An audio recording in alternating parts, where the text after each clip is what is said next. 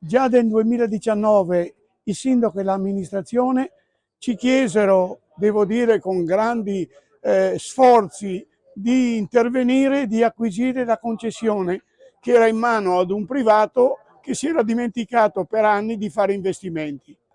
E poi abbiamo iniziato subito ad affrontare purtroppo una realtà difficile e devo dire un po' abbandonata, e anche un impianto, quello della Pontirola, che era obsoleto. Noi abbiamo utilizzato e stiamo utilizzando, devo dire, la tecnologia più avanzata possibile, in contatto diretto con l'ufficio dell'USL, e prevediamo 2 macchinari uguali, perché vogliamo che se per caso se ne rompe una, l'altro immediatamente torni in funzione.